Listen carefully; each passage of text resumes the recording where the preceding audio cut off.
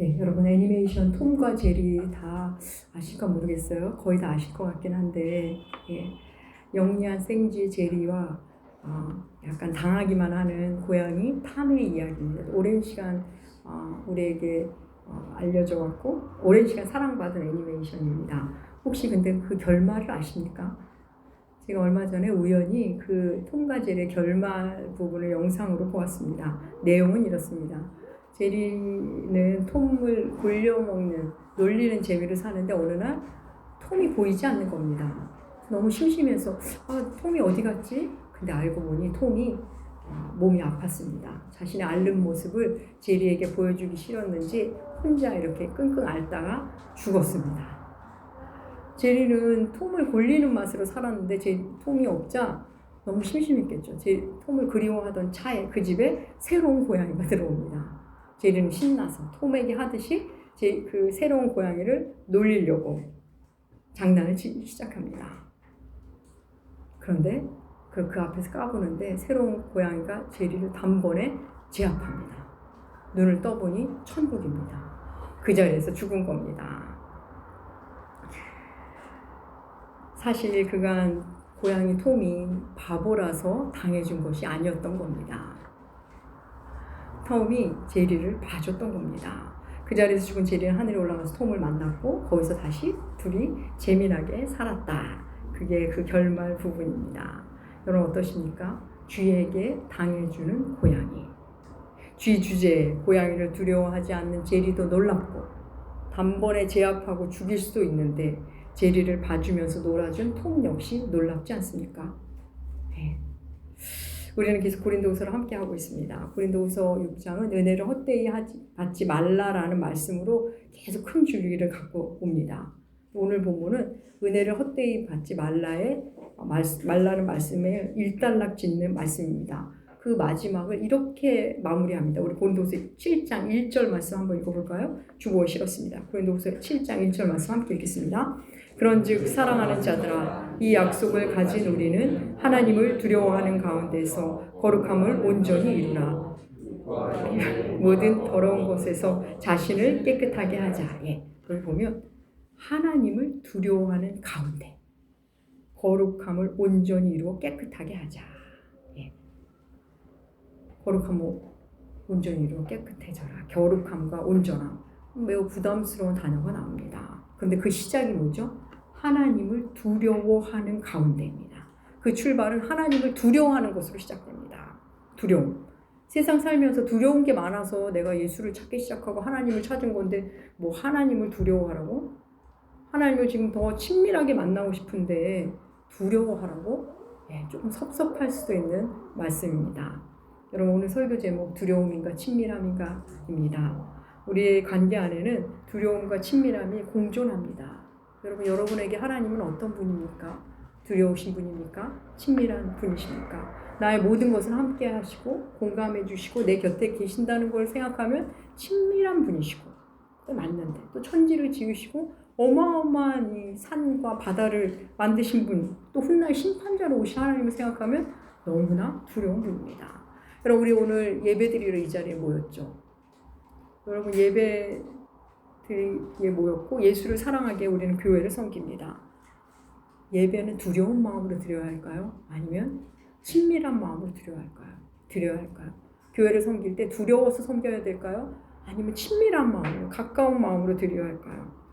그렇다면 두려움을 드리는 건 뭐고 친밀함으로 드리는 건 또 뭘까요? 그럼 오늘은 하나님을 향한 우리의 태도는 과연 어떠한지 두려움과 친밀함 어떤 마음이어야 하는지에 대해서 오늘 고린도후서를 통해 한번 나누도록 하겠습니다. 여러분 오늘 본문은 너희는 이미 다른 존재다 이런 말씀으로 시작합니다. 우리 고린도후서 6장 14절에서 16절 전반부까지 주보에 실었는데 우리 함께 읽겠습니다. 너희는 믿지 않는 자와 멍에를 함께 매지 말라. 의와 불법이 어찌 함께하며 빛과 어둠이 어찌 사귀며 그리스도와 벨리알이 어찌 조화되며 믿는 자와 믿지 않는 자가 어찌 상관하며 하나님의 성전과 일치들 우리는 살아계신 네. 너희는 믿지 않는 자와 멍에를 같이 매지 마라. 이 말씀은 단순히 믿지 않는 자와 사귀지 말라는 말씀과 다릅니다. 믿지 않는 사람과 어울리지 말라는 말씀이 아닙니다. 여러분 우리 고린도 전서에서 이미 나눴습니다. 그 부분. 너희가 믿지 않는 사람을 상대하지 않으려고 한다면 세상 밖으로 나가야 될 거다. 이런 말씀을 주셨어요. 그러니까 믿지 않는 자와 살지 않겠다. 이건 불가능하다는 얘기입니다. 우리 그 말씀 볼까요? 고린도 전서 5장 10절 말씀. 우리 함께 읽겠습니다. 이 말은 이 세상에 음행하는 자들이나 탐하는 자들이나 속여 빼앗는 자들이나 우상 숭배하는 자들을 도무지 사귀지 말라 하는 것이 아니니 만일 그리하려면 너희가 세상 밖으로 나아가야 할 것이라. 예.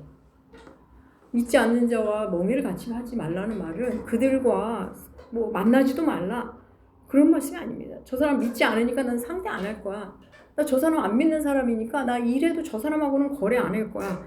이런 말씀이 아닙니다. 여기서 함께 하지 말라는 말씀. 그 믿지 않는 자는 우상 숭배자들입니다. 여러분 우리 안에 복음이 들어오면 더 이상 이게 우상 숭배자들 구체적으로 말씀하시는 거죠. 이단 사이비 완전히 그 삶의 중심이 그런 사람들. 그러니까 이제 그냥 뭐 욕심이 많다 뭐 이런 차원이 아닌 사람들 있지 않습니까? 근데 그들의 이야기를 어느 정도 들어줄 수 있고 그들을 어느 정도 우리가 맞춰줄 수는 있지만 영적으로는 함께 할 수가 없습니다. 빛과 어둠이 함께 할 수 없는 것처럼 우리는 그들과 섞일 수 없습니다. 애쓰지 않아도 그들과는 구별되기 마련입니다. 여러분 거룩이 무슨 뜻이죠? 거룩? 구별. 그렇습니다. 여기서 구별은 내가 스스로 구별돼야지 그게 아닙니다. 그냥 나는 그냥 하나님을 사랑했을 뿐인데 구별되어 가는 겁니다. 내가 그냥 주의 길을 따라가는데 구별됩니다. 세상이 알아봅니다. 저 사람은 누구랑 좀 다른 것 같아. 뭔가가 달라. 생각하는 것도 추구하는 것도 달라. 네, 구별되는 겁니다. 그럼 하나님을 믿고 하나님의 백성으로 사는 것, 하나님의 자녀가 되는 것은 하나님의 소유가 되는 겁니다. 신약의 베드로전서에 보면 소유된 백성, 또 이사야서도 나오죠. 너는 내 것이라 말씀하시잖아요.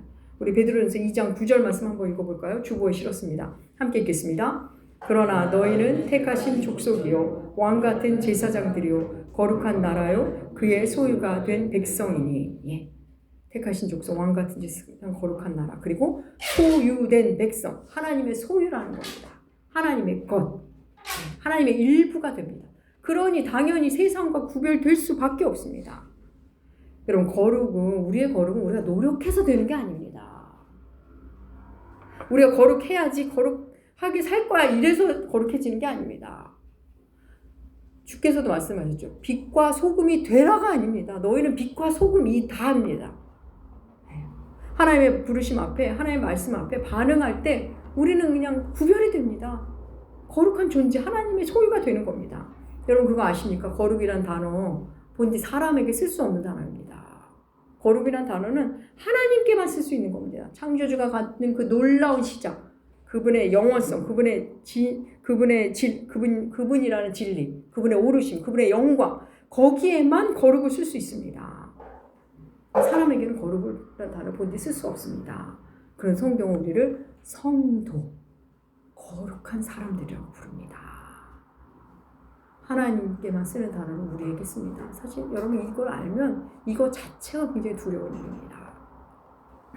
오늘 본문에 이어서 구약을 인용해서 하나님의 백성에게 하나님이 어떻게 하시는지 들려줍니다. 우리 16절 후반절 주보에 실었습니다. 함께 읽겠습니다.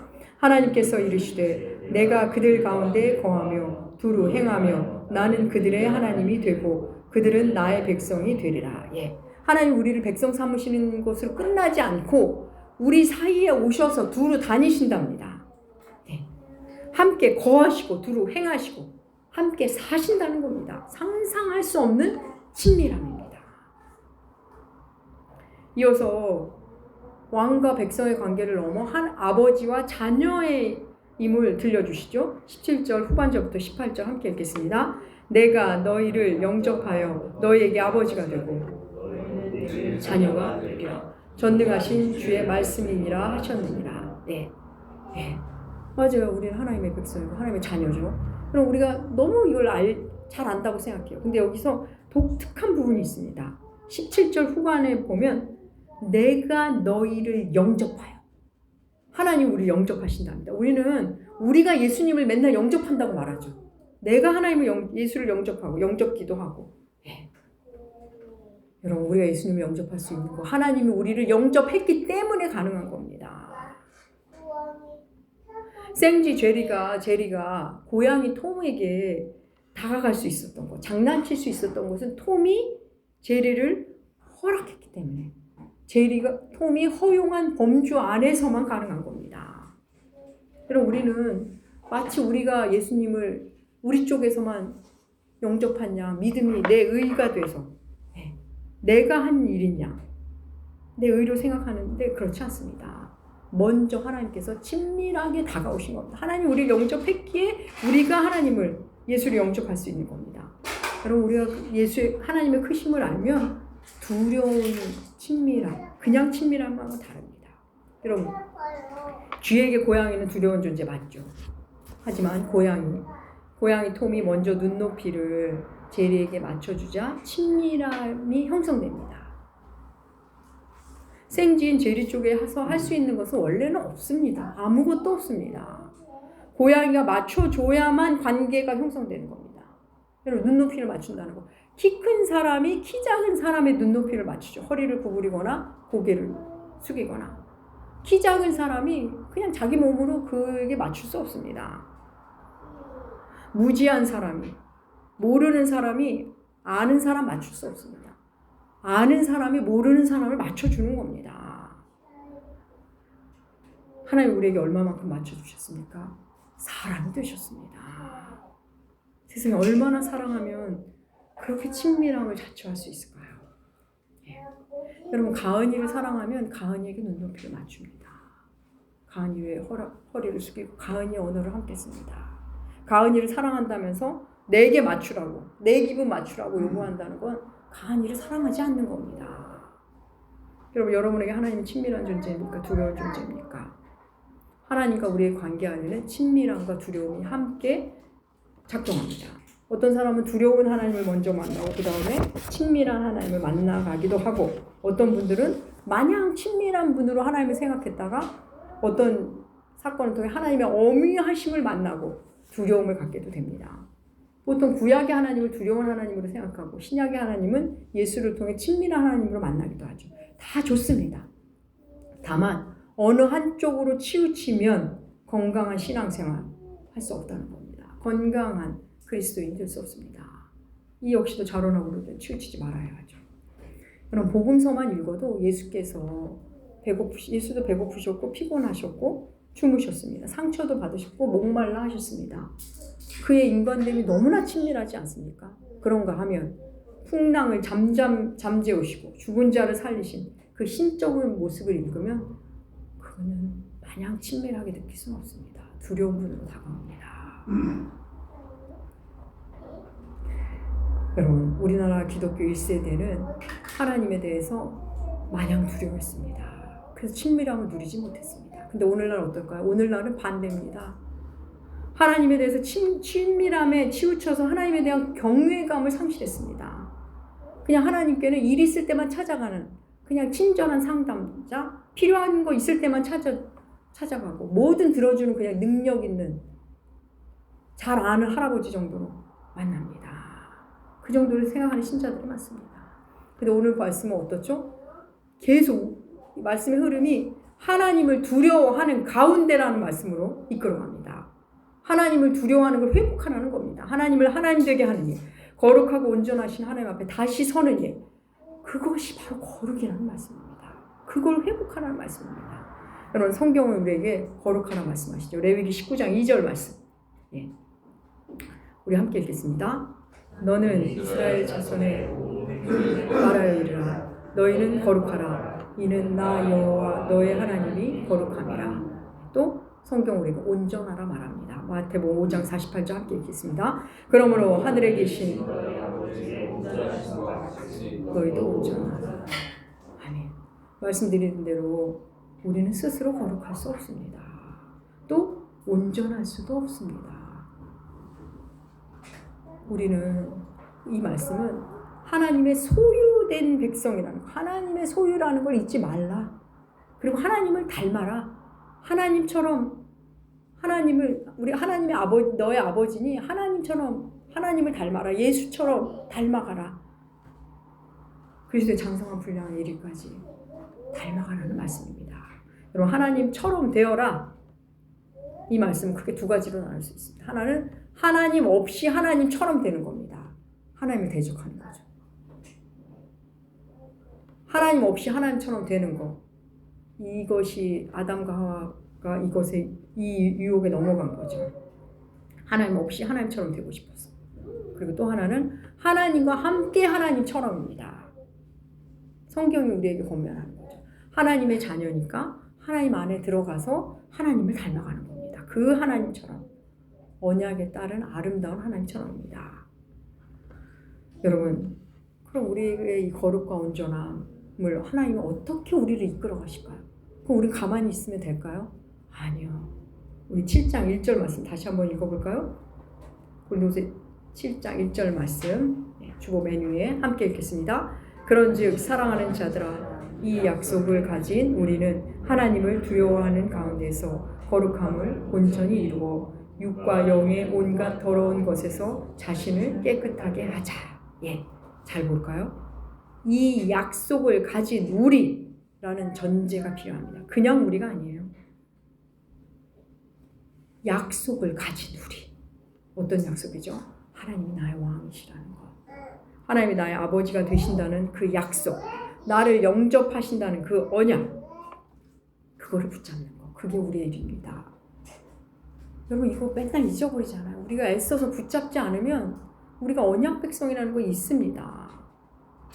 그럼 결혼할 때 우리 결혼 서약하지 않습니까? 그럼 결혼을 지켜주는 게 우리 부부의 사랑일까요? 여러분 우리 사랑이라는 게 얼마나 죽고 때문입니까? 감정으로 결혼은 유지되지 않습니다. 결혼을 유지하고 나를 지키고 가정을 지키는 건 서약입니다. 그 서약의 무게감을 아는 자만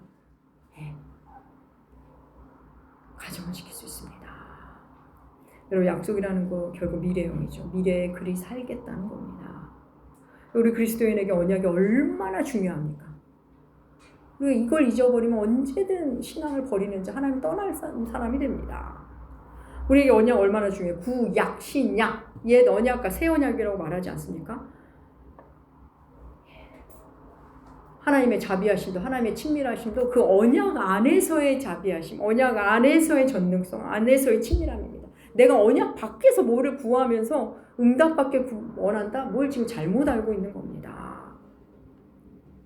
하나님의 언약을 붙잡는 그게 우리의 일입니다. 엄마가 내 엄마임을 아는 것, 아빠가 내 아빠라는 걸 철저히 의심하지 않는 것, 철저히 믿는 것, 그게 자녀의 일입니다. 엄마가 이상한데 우리 엄마 같지가 않은데 아빠가 이상해 내 아빠 아닌 것 같아 내 엄마일 리가 없어 이러면 어떻게 될까요? 부모의 권위도 부모의 친밀함도 다 왜곡돼서 받아들이게 됩니다.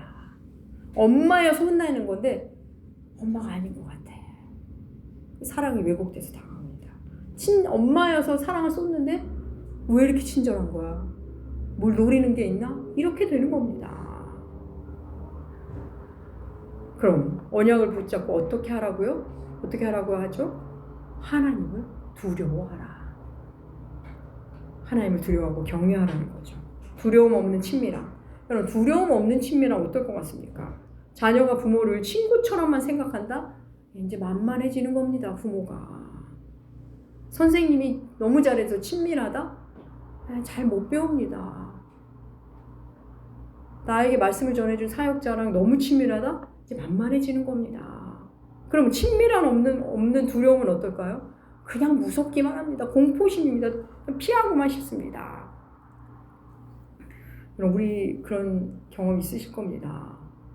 우리 모든 관계 안에 친밀함과 어떤 존중감, 두려움이 이제 존중감으로 나타나겠죠. 그 존재에 대한 두려움이 같이 작동합니다. 그래서 친밀함으로만 다가오는 사람은 그에 대한 존중감을 우리가 상실하기 쉽습니다. 나한테 너무 잘해주는 사람에게 그에 대한 존중, 두려움의 다른 형체죠. 그런 예의나 존중을 이제 놓치기가 쉽습니다. 또 반대도 있죠. 너무 어려운 사람은 그냥 어려움에만 집중하다가 친밀함을 갖지 못하는 경우도 있습니다. 가까워지지 못하죠. 사랑하는 여러분, 하나님에 대한 어쩌면 친밀함에 대해서는 오늘날 신자들에게는 걱정이 안 되는 것 같아요. 뭐 왜곡된 것도 있지만 오늘날은 하나님에 대한 두려움을 너무너무 상실한 시대입니다. 진정한 사랑은 그 존재에 대한 두려움이 예의와 존중이라는 것으로 작동됩니다. 생각해 볼까요? 학생을 두려워하지 않는 교사 어떨까요? 학생을 만만하게 봅니다. 수업 준비 열심히 안 합니다. 소비자를 두려워하지 않는 상인 어떻죠? 속임습니다. 국민을 두려워하지 않는 정부 어떻죠? 그야말로 국민을 개돼지로 합니다. 자녀를 두려워하지 않는 부모 어떨까요? 애를 막대합니다. 제 아이가 지금은 결혼해서 따로 살지만 저는 제 아이가 제일 두려웠습니다. 저를 있는 날 것 그대로 보니까 늘 조심하게 됐습니다. 가장 사랑하는 존재이기에 가장 친밀하면서도 가장 존중을 해주고 싶었습니다. 물론 뭐 제가 원하는 만큼 다 못했지만 사랑하는 여러분, 우리가 다 알 수 없는 존재에 대해서는 두려움이 있습니다. 하나님에 대한 두려움이 그런 거죠. 하나님을 다 알 수가 없으니 두려운 겁니다. 우리가 그걸 다 알지 못, 미지의 대상에 대한 두려움입니다. 우리가 사람을 만나면 처음에는 예의도 짓고 존중도 하다가 가까워지면 좀 알다고 생각하면 이제 무례해지기 시작하죠. 친밀함 이상을 넘어서 무례해지는 경우가 있습니다. 만만해지고 기본적 예의도 안 지키는 일. 하나님에 대해서도 그렇죠. 하나님을 조금 알면서 좀 안다고 생각합니다. 그래서 그냥 하나님을 쉽게 생각하고 자기가 아는 하나님이 전부인 줄 아니까 하나님에 대한 두려움이 없는 겁니다. 내가 아는 것은 하나님이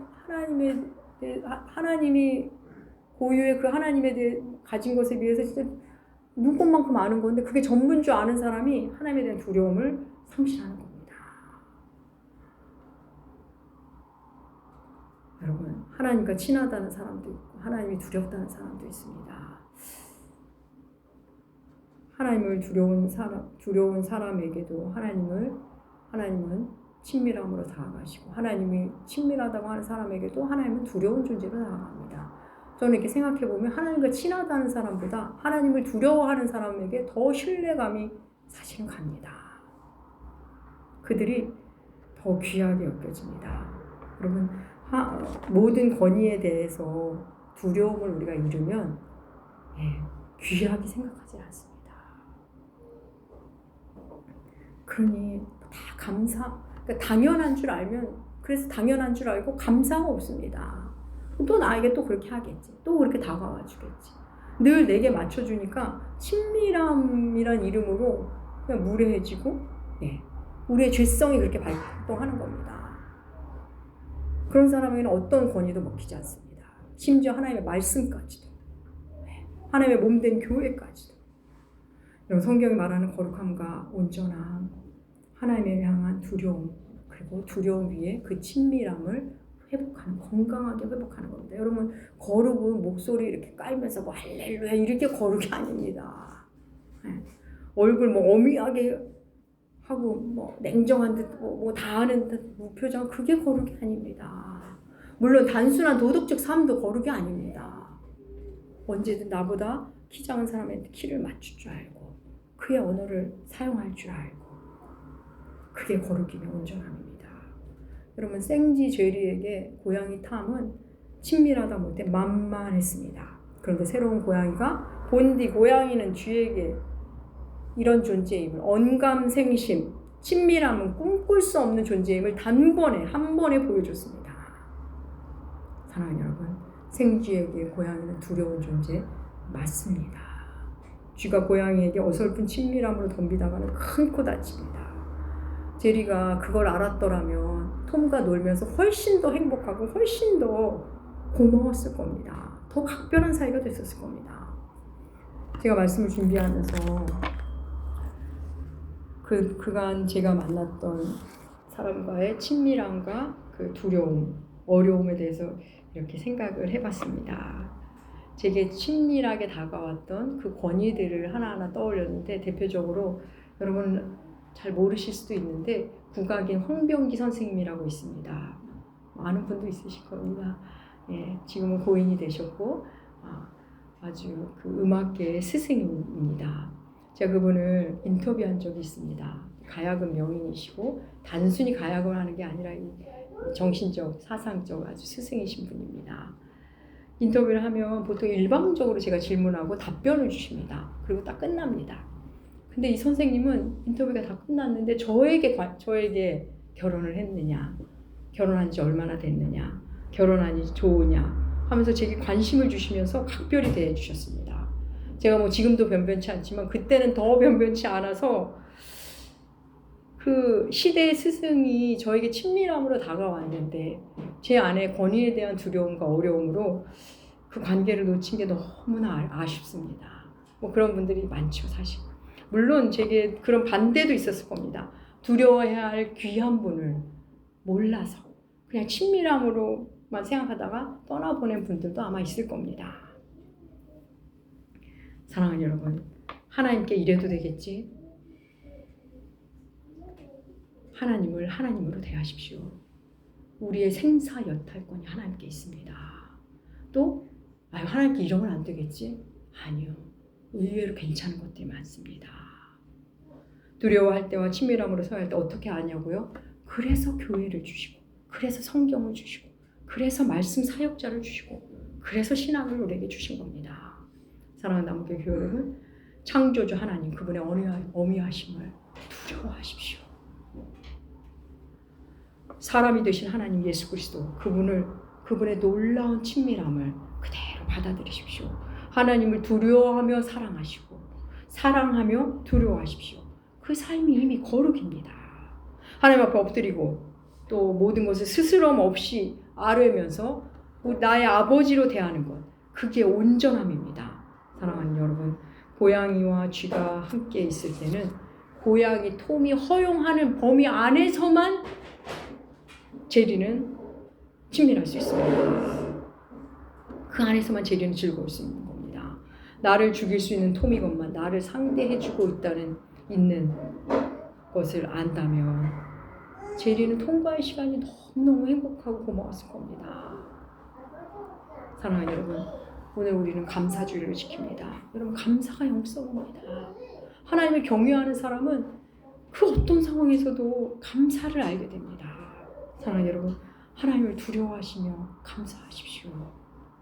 그 위에 예수를 통해 친밀함을 촘촘히 만나십시오.